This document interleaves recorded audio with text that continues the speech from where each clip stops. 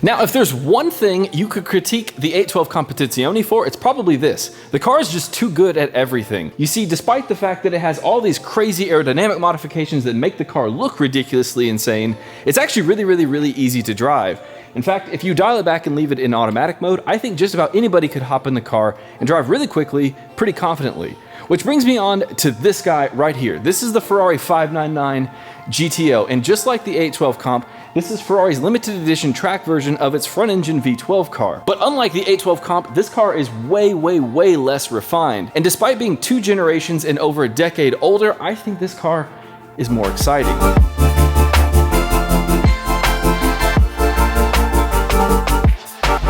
You see, Ferrari's formula to make the GTO was very simple. Take the latest and greatest technology at the time from the Formula 1 team, as well as a bunch of parts from the 599XX, which is a part of Ferrari's track-only XX program, and put it into a road car. And what you get is only the 3rd car in Ferrari's history to wear the GTO badge. So you know this is something incredibly special. Now, unlike all of the wild aero added to the 812 Comp, the 599 GTO doesn't separate itself too much from the base GTB. Apart from the satin black roof and matching stripe, there's really not that much to tell you that this car is different. You have different wheels, a splitter going down the side, vents on the hood, and a vent here on the rear fender, but other than that, there's really not that much different, and most people might not be able to tell the difference. And like the Competizione, the GTO badge carries an enormous amount of performance weight. Up front, we have a modified version of the 6-liter V12 found in the standard 599 GTB, except this car is dialed up all the way to 661 horsepower. And along with all the other performance parts that found its way down from the 599XX onto the GTO,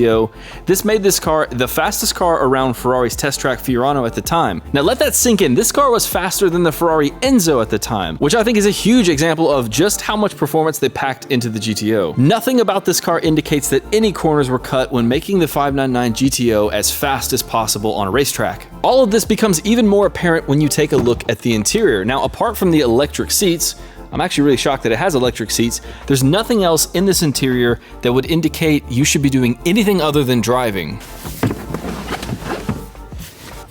I really love the yellow center tack. Carbon center console. We've got a ton of carbon across the dash. We've got our plaque here reminding us that this is only one of 599 total GTOs made across the entire world. And unlike all of the modern Ferraris on the steering wheel, we simply have an engine start button and our Manettino dial here to select which mode we want the car to be in. We're gonna leave it in race. I'm not gonna turn these off because I'm not that brave today. The only real creature comforts we have in here is we do have air conditioning, thankfully.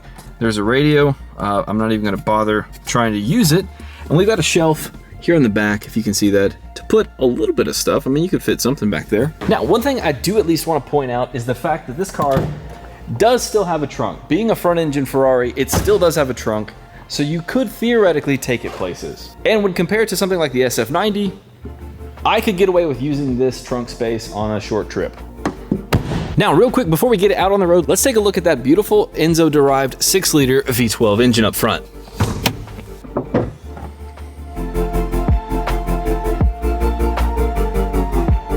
Now, just as with the 812 Comp, the V12 in the 599 GTO is very much the centerpiece. This is what gives the car so much incredible, awesome Ferrari character. It revs to over 8,000 RPM. Like I said, makes 661 horsepower, which is good enough to propel this car well past 200 miles an hour and 0 to 60 at just over 3 seconds. This car is still fast even by today's standards. Now, that's enough of me talking. Let's go ahead, get in, fire it up, hear that V12, and get it out on the road.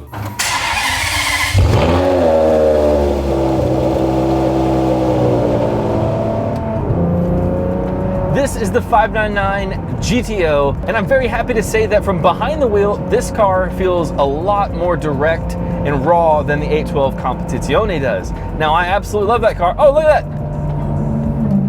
That's our good friend Strad, taking the LaFerrari out. This car, very minimal creature comforts and like additions and refinement. I keep using that word, refinement. Those downshifts are awesome. Now, the 6-liter V12 makes 661 horsepower. Now, it's not a ton when compared to the rest of the cars in the garage, but considering how raw and unrefined this car feels, 661 feels like plenty.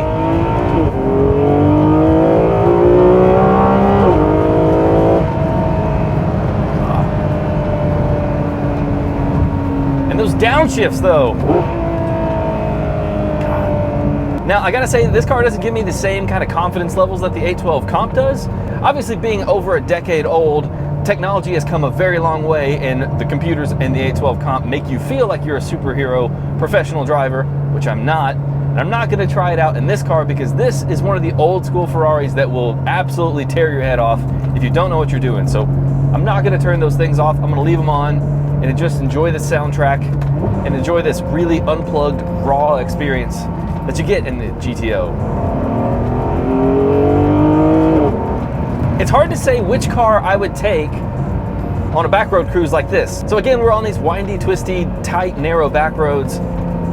And it's hard to say, I don't know. This car feels a lot more engaged. I feel like I'm a lot more involved in doing the actual driving than a layer of computers. But that also gives you a lot of confidence to go quick, so it feels a little bit safer, which means it's more enjoyable.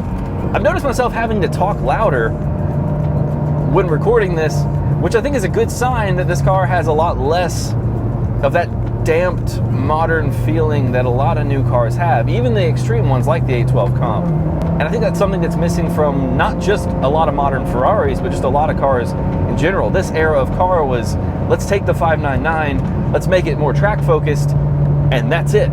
Like, that's it. That's the formula. Take the car, strip everything out, make it more track focused, and leave it at that.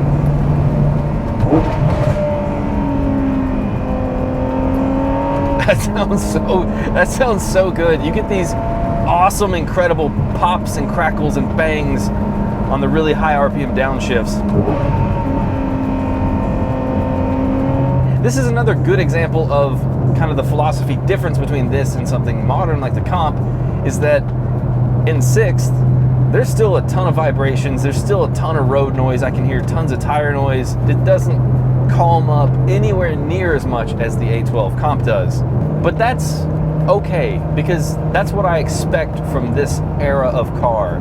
It's one of my favorite eras of Ferraris, and I love it. This is so high school Top Gear for me. This is the kind of car that Jeremy Clarkson or Richard Hammond or James May will be ripping around the Top Gear test track, and I'll be fantasizing about one day maybe I'll be able to drive one of these. And fortunately, 458 Destroyer has been kind enough to let me borrow it to make this video, and I couldn't be any happier.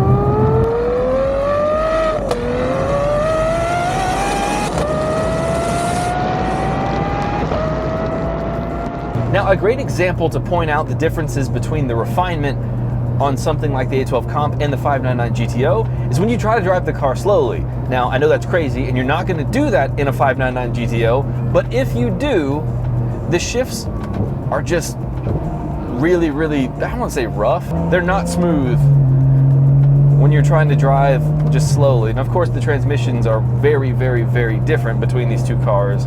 But if you try to drive this car slow, it can be a little frustrating. It definitely doesn't like to do that. It doesn't want to do that. And you're not going to do that in a car like this, so neither are we.